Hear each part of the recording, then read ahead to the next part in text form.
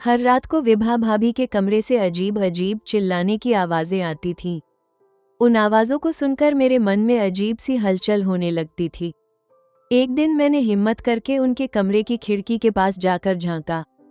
जो नज़ारा मैंने वहां देखा उसने मेरी रूह तक हिला दी। मेरे पांवों तले जैसे ज़मीन ही खिसक गई थी। अब वो मंजर मेरे दिल और दिमाग से निकल ही नहीं रहा था। वो पूरी तरह मेरी सोच में बस चुका था। उस दृश्य को देखने के बाद अब अपने जज्बातों को काबू में रखना मेरे लिए मुश्किल होता जा रहा था। उसी वक्त मैंने एक फैसला ले लिया। जिस दिन विभा भाभी अपने मायके गई थी, उसी रात मैंने उनके कपड़े पहन लिए और अमन भैया के कमरे में जाकर लेट गई। आधी रात जब हुई तो भैया ने मुझे विभा भाभी समझकर रात भर। नमस्ते दोस्तों, मेरा नाम अनवी है और लोग कहते हैं कि मैं देखने में बहुत सुंदर हूँ। मैं एक साधारण मिडिल क्लास परिवार से ताल्लुक़ रखती हूँ। मैं उस गांव की रहने वाली हूँ जहाँ की औरतें अपने और अपने पति के बीच की निजी बातें भी खुलकर एक दूसरे से साझा करती हैं। जब मैं 18 साल की थी तब मोहल्ले की औरतों की ये बातें सुनकर मुझे बेहद अजीब लगता था। मैं सोचती थी कि भला कोई अपनी इतनी निजी बातें कैसे किसी से इस तरह खुलकर कह सकता है। अक्सर जब ऐसी बातें शुरू होती तो मैं वहाँ से उठकर चली जाती थी। हमारे घर में कुल 4 लोग थे, माँ, पापा, मेरे बड़े भैया और मैं। भैया की शादी अभी 1 साल पहले ही हुई थी। मेरी भाभी बहुत अच्छी थी, लेकिन मैं उन्हें कभी किसी से खुलकर बातें करते नहीं देखती थी, जैसा कि बाकी औरतें किया करती थीं। मैं एक पढ़ी लिखी लड़की थी और मुझे लगता था कि पति पत्नी के बीच की बातें केवल उन्हीं के बीच रहनी चाहिए। फिर इन्हें दूसरों को बताने की क्या ज़रूरत? इसी तरह 1 साल और बीत गया। फिर एक दिन पापा ने मेरी शादी के लिए एक लड़का पसंद कर लिया। नाम था करण। वो भी हमारे ही गांव का रहने वाला था। करण के 2 भाई थे और वो खुद सबसे छोटा था। बड़े भाई का नाम विक्रम था, जिनकी शादी 5 साल पहले ही हो चुकी थी।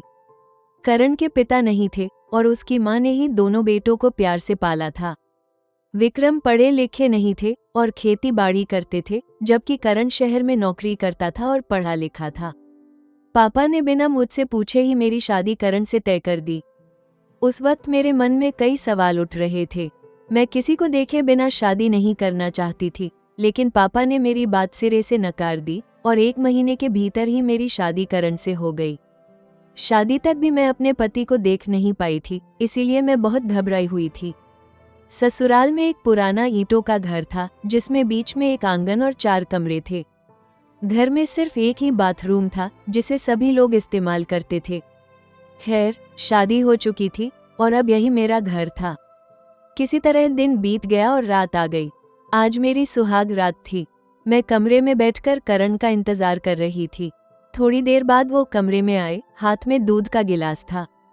उस पल मैंने पहली बार अपने पति को देखा और एक पल को जैसे मेरी सांस थम गई। वो देखने में कुछ खास नहीं थे, दुबले पतले, कमजोर से लग रहे थे। मैं थोड़ा हैरान रह गई। फिर खुद को समझाया कि शायद शादी के बाद इनकी तबीयत बेहतर हो जाए, क्योंकि कई मर्द शादी के बाद बेहतर हो जाते हैं।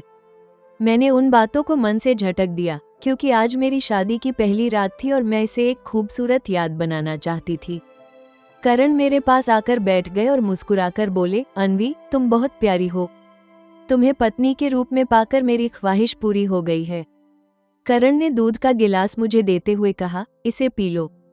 मैंने मुस्कुराकर जवाब दिया, मैं आपकी पत्नी हूँ, पहले आप पीजिए, फिर मैं पीऊंगी। करण ने गिलास से थोड़ा दूध पिया और फिर बाकी का मैं पी गई। उनके इस शालीन और प्यारे व्यवहार ने मेरा मन खुश कर दिया। मुझे लगा जैसे वो सच में मुझे समझते हैं, मेरी इज्जत करते हैं। फिर करण ने मेरा हाथ थामा और मुझे अपनी बाहों में भर लिया। मैं पूरी तरह तैयार थी इस रात को खूबसूरत याद बनाने के लिए, लेकिन तभी करण अचानक मुझसे दूर हट गए और करवट बदलकर चुपचाप सो गए। उनका ये बर्ताव मुझे बहुत अजीब लगा। आज हमारी शादी की पहली रात थी, एक रात जिसे हर लड़की अपने दिल में संजोती है, लेकिन मेरे सारे सपने जैसे टूटकर बिखर गए थे। कुछ देर बाद मैंने देखा कि वो गहरी नींद में सो चुके हैं। उस समय मैंने खुद को संभालने की कोशिश की, लेकिन रात भर करवटें बदलती रही। ना जाने कब मेरी आंख लग गई और मैं भी सो गई। सुबह मेरी आंख खुली तो देखा कि उजाला हो चुका है। मैं उठकर कमरे से बाहर आई। मेरी जेठानी बर्तन धो रही थी। मैं फ्रेश होने के बाद उनके पास जाकर उनकी मदद करने लगी। जेठानी ने मुस्कुराकर पूछा, अन्वी कैसी रही पहली रात? बहुत मजा आया ना? मैं बस चुप रह गई, नजरें झुका ली।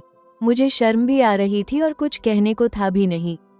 हम दोनों यूं ही बातें करते करते काम कर रहे थे कि तभी जेठानी के 2 साल के बेटे के रोने की आवाज आई। उन्होंने मुझसे कहा, अन्वी जरा बर्तन देख लेना, मैं बच्चे को देख लूं। मैंने सिर हिलाया और फिर बर्तन साफ करने के बाद किचन में गई। वहां मेरी सास सब्जी काट रही थी। मुझे देखकर बोली, बहू सब्जी तो मैंने काट दी है, अब जरा सबके लिए चाय बना दो। मैंने चाय बनाई और सबको दी, फिर जेठानी के साथ मिलकर खाना बनाने लगी। धीरे धीरे 10 दिन गुजर गए, लेकिन हर रात मैं अपने पति से निराश ही होती रही। मैंने उनसे कई बार पूछा कि आखिर बात क्या है, हर रात आप इतना थक क्यों जाते हो? लेकिन करण हर बार चुपचाप मुंह फेर कर सो जाते थे। मैं अंदर ही अंदर तड़पती थी, पर अपनी भावनाओं को दबाने की कोशिश करती। मैं ये सब किसी से कह भी नहीं सकती थी। फिर एक दिन करण वापस शहर काम पर चले गए। मैंने उन्हें रोकने की कोशिश नहीं की, क्योंकि मैं जानती थी कि एक पत्नी अपने पति से सिर्फ रोटी कपड़ा नहीं, बल्कि प्यार, अपनापन और साथ की उम्मीद लेकर आती है। एक ऐसा साथी जो उसके सपनों में रंग भर दे, उसका संसार पूरा कर दे। लेकिन करण से तो जैसे कुछ भी नहीं हो पा रहा था। जिस तरह वो शरीर से कमजोर थे, वैसे ही उनके अंदर इच्छाशक्ति की भी कमी दिखने लगी थी। औरत को केवल पैसा या खाना नहीं चाहिए होता, उसे प्यार, स्पर्श, अपनापन चाहिए होता है। जब उसे अपने पति से वो सुख नहीं मिलता जिसकी वो उम्मीद करती है, तो वो धीरे धीरे अंदर से टूटने लगती है। करण कुछ ही पल बाद शहर के लिए निकल गए और मैं बस उन्हें जाते हुए देखती रह गई। मुझे कुछ समझ नहीं आ रहा था कि मेरी जिंदगी में आखिर हो क्या रहा है। मैंने अपने विवाह को लेकर कई सपने संजोए थे, लेकिन वो सब एक एक कर टूटते जा रहे थे। मैंने किसी तरह खुद को संभालते हुए ससुराल में 5 महीने अकेले काट दिए। इस दौरान करण केवल 10 दिन के लिए घर आए और उन 10 दिनों में भी वही सन्नाटा, वही दूरी, वही बेबसी रही। मैंने अपने अंदर के जज्बातों को चुपचाप दबाए रखा और फिर एक बार वो मुझे उसी अकेलेपन में छोड़कर शहर लौट गए। वो मुझसे पूरी तरह से भी नहीं मिल पाता था, क्योंकि उसे खुद पर शर्मिंदगी महसूस होती थी। एक दिन मैंने अपनी सासू माँ से कहा कि मैं अपने मायके जाना चाहती हूँ। उन्होंने मुझे जाने की इजाज़त दे दी। अगले ही दिन मैं अपने देवर राजेश के साथ मायके आ गई। राजेश मुझे वहाँ छोड़कर 2 घंटे बाद ही वापस चला गया। मेरी माँ और भाभी पूछने लगी, ससुराल कैसा है, वहाँ मन लगता है या नहीं? लेकिन मैं क्या जवाब देती? कैसे कहती कि ससुराल तो ठीक है, पर जिसे ठीक रहना चाहिए वही ठीक नहीं है। ये बात बताने लायक नहीं थी, क्योंकि जिसे भी बताती वो मजाक उड़ाता। मायके आने के बाद मैं भी उन औरतों के साथ बैठने लगी थी जो अपने पतियों से जुड़ी बातें करती थी। मैं बस उनकी बातों को ध्यान से सुनती, पर खुद कुछ कह नहीं पाती, क्योंकि कहने को कुछ था ही नहीं। वे औरतें जिस अंदाज में अपनी बातें बताती, उसे सुनकर मेरे तन मन में एक अजीब सी सिहरन दौड़ जाती थी। मैं भी सोचती, काश मेरा पति भी मुझसे उस कदर प्यार करता। लेकिन वो तो 2 मिनट में ही थक जाता है। अब मैं पूरी तरह जवान हो चुकी थी और उन औरतों की बातें मेरे ज़हन में घूमने लगी थी। धीरे धीरे मुझे उनमें दिलचस्पी भी बढ़ने लगी थी। मैं भी अपने पति अभय से जी भरकर प्यार करना चाहती थी, लेकिन मजबूरी में दिल महसूस कर रह जाती थी। मायके में 1 महीना बीत गया था और अब उन सभी औरतों की बातें मेरे दिल दिमाग में पूरी तरह बस चुकी थीं। एक दिन अचानक राजेश मुझे लेने आ गया। माँ पापा ने खुशी खुशी मुझे विदा कर दिया और मैं फिर से ससुराल लौट आई। लेकिन अभय अब भी शहर में ही था और मैं उसी उदासी के साथ घर में रहने लगी। गर्मी का महीना था और इतनी गर्मी में भी राजेश अपनी पत्नी कविता के साथ कमरे में ही सोता था। एक रात करीब 1 बजे मैं बाथरूम जाने के लिए उठी। जैसे ही मैं उनके कमरे के पास पहुंची, मुझे कविता दीदी की अजीब आवाज़ें सुनाई देने लगी। मैं समझ नहीं पा रही थी कि इतनी रात को वो क्यों चिल्ला रही हैं। जिज्ञासा से मैं उनके कमरे की खिड़की के पास गई और झांक कर देखा। कमरे में हल्की रोशनी थी, पंखा चल रहा था और गर्मी की वजह से खिड़की खुली थी। उस समय जो दृश्य मैंने देखा, उससे मेरे भीतर जज्बातों की एक लहर दौड़ गई। मुझे लगा काश मुझे भी अपने पति से ऐसा सुख मिल पाता। मैं अंदर से डरी हुई भी थी कि कहीं कोई मुझे झांकते हुए देख न ले। फिर मैं बाथरूम गई और वापस अपने कमरे में आकर लेट गई। उस वक्त नींद मेरी आंखों से कोसों दूर थी। मैं करवटें बदलती रही और खुद को कोसती रही। धीरे धीरे इसी तरह मेरी शादी को 1 साल हो गया, लेकिन मैं अब भी उस सुख से वंचित थी। एक रात फिर वही मंजर दोहराया गया। जब गर्मी की वजह से मैं बाहर निकली तो फिर से वही आवाजें सुनाई दी। मैं खिड़की के पास जाकर फिर से देखने लगी और जो देखा उससे मेरे अंदर की इच्छाएं भड़क उठीं। सुबह मैंने देखा कि कविता दीदी लंगड़ाकर चल रही थी। मैंने पूछा, दीदी क्या बात है, तबीयत ठीक नहीं है क्या? वो बोली, कुछ नहीं, बस थोड़ा कमर में दर्द है, दवा ले लूंगी तो ठीक हो जाएगा। मैंने मजाक में कहा, लगता है राजेश भैया कुछ ज्यादा ही प्यार लुटा रहे हैं। कविता दीदी शर्मा गई और बोली, राजेश तो पूरे दिन खेतों में काम करते हैं, फिर भी रात को मुझे नहीं छोड़ते। मैं उन्हें कहती हूँ कि इतनी थकावट के बाद क्यों रोज जरूरत है ये सब करने की, लेकिन वह कहते हैं कि मुझे तुमसे प्यार किए बिना चैन नहीं आता। उनकी बात सुनकर मेरे मन में आया, काश अभय भी मुझे इतना ही चाहता। लेकिन राजेश जैसे प्यार से तो कविता दीदी का दर्द होना आम बात थी। उसी दिन कविता दीदी के मायके से फोन आया कि उनकी मां की तबीयत ठीक नहीं है। अगले दिन वे मायके जाने के लिए तैयार हो गईं और राजेश उन्हें छोड़ने गए। जाते जाते कविता दीदी ने मुझसे कहा, तुम्हारे भैया आज शाम तक वापस आ जाएंगे, रात में उन्हें दूध गर्म करके दे देना, मुझे वहाँ 1 महीना रुकना पड़ेगा। मैंने कहा, आप निश्चिंत रहिए, मैं उनका अच्छे से ख्याल रखूंगी। शाम को राजेश वापस आ गए। रात के खाने के बाद सब अपने अपने कमरे में चले गए। मैंने दूध गर्म किया और उनके कमरे में देने गई। वहां देखा कि कमरे में हल्की रोशनी थी और राजेश बिस्तर पर लेटे हुए थे। मैंने दूध का गिलास टेबल पर रख दिया और अपने कमरे में वापस आ गई। लेकिन अब मेरे कदम लड़खड़ाने लगे थे। मेरा मन बेचैन था। ज़हन में वही दृश्य और आवाजें घूमने लगी। मैं सोचने लगी कि अभय तो मुझे कभी इस तरह प्यार नहीं कर सकता, क्योंकि वो तो नपुंसक है। मैं उलझन में थी कि क्या करूं। तभी मेरा ध्यान फिर से राजेश की ओर गया। सोचा, कविता दीदी भी यहाँ नहीं है तो क्यों न उनकी जगह मैं। फिर डर लगा, अगर राजेश को पता चल गया तो वो क्या सोचेंगे। लेकिन मैंने बिना वक्त गंवाए कविता दीदी के कपड़े पहने और उनके कमरे में जाकर लेट गई। आधी रात को राजेश ने मुझे कविता समझकर तभी मेरा चेहरा दिख गया। वो चौंक गए और कुछ कहने ही वाले थे कि मैंने उनके मुंह पर हाथ रख दिया और कहा, होने दीजिए जो हो रहा है, क्योंकि आपके भाई ने आज तक मुझे कोई खुशी नहीं दी। मेरी बात राजेश जी को समझ आ गई और फिर वो दोबारा से तैयार हो गए। फिर 2 घंटे के बाद मैं वहां से उठकर अपने कमरे में आ गई। आज मैं बहुत खुश थी क्योंकि सच्ची खुशी मुझे आज मिली थी। इस खुशी के लिए मैं कितने दिनों से तरस रही थी, पर दुख इस बात का था कि जो खुशी अपने पति से मिलनी चाहिए थी, वो खुशी मुझे अपने जेठ से मिली थी। अब जब तक भाभी यहाँ नहीं थी, तब तक मैं अपने जेठ की सेवा कर रही थी। राजेश जी भी बहुत खुश रहते थे। इसी तरह अब हर रोज ऐसा ही होने लगा था।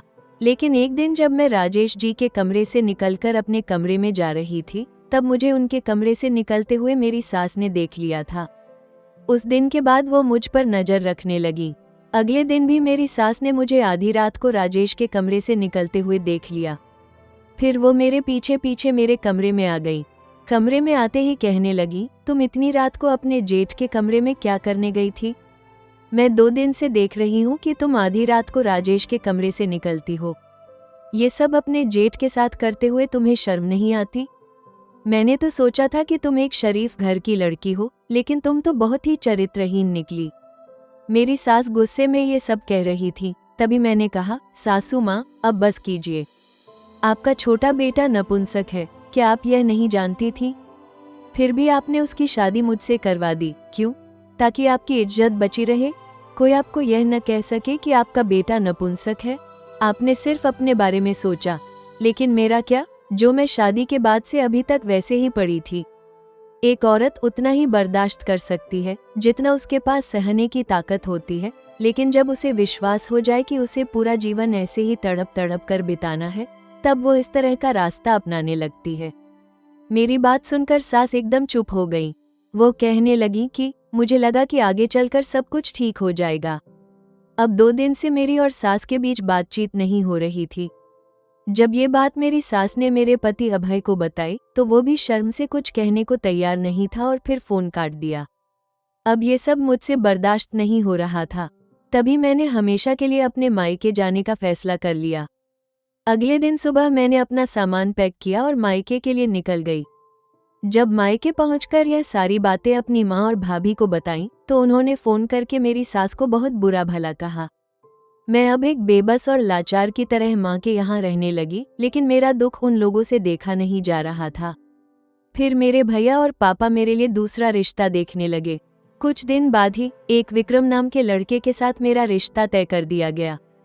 विक्रम की पहली शादी हो चुकी थी, लेकिन अब उसकी पत्नी इस दुनिया में नहीं थी क्योंकि उसकी 6 महीने पहले एक दुर्घटना में मौत हो गई थी। 15 दिन बाद ही मेरी शादी विक्रम से हो गई और मैं अपने नए ससुराल में आ गई। विक्रम देखने में बहुत अच्छा था। वो एक कंपनी में ऊंचे पद पर कार्यरत था। मेरे नए ससुराल में मेरी सास, ससुर और एक छोटी नंद भी थी जो बहुत प्यारी थी। मेरे पति विक्रम अपने माता पिता के इकलौते बेटे थे। वो मुझसे बहुत प्यार करते थे और मुझे वो सारी खुशी देते थे जो एक औरत को अपने पति से चाहिए। मैं भी विक्रम से बेहद प्यार करने लगी थी। धीरे धीरे करके मैंने सारी पुरानी घटनाओं को भुलाकर एक नए जीवन को जीने में खुद को मग्न कर लिया, क्योंकि अब मुझे गलत रास्ते पर चलने की ज़रूरत ही नहीं थी। मुझे वो सारी खुशी मिल रही थी, इसलिए मैं अपनी ज़िंदगी को अच्छी तरह से बिना किसी छल कपट के जीने लगी। दोस्तों, हर किसी के अपने अपने सपने होते हैं, लेकिन जब वे पूरे नहीं हो पाते तो लोग मजबूरी में गलत राह पर चल पड़ते हैं। उसी तरह जब एक औरत अपने ससुराल जाती है तो वो अपने साथ बहुत सारे सपने और ख्वाहिशें लेकर जाती है, लेकिन जब उनके सपनों को पूरा नहीं किया जाता तो वह इसी तरह दूसरे रास्ते पर चल पड़ती है। ये बात बहुत कड़वी है, लेकिन बिल्कुल सच भी है, क्योंकि बिना वजह कोई भी औरत या मर्द गलत राह पर नहीं चलते। अगर हमारी कहानी आपको अच्छी लगी हो तो चैनल को सब्सक्राइब करें और लाइक भी करें। धन्यवाद।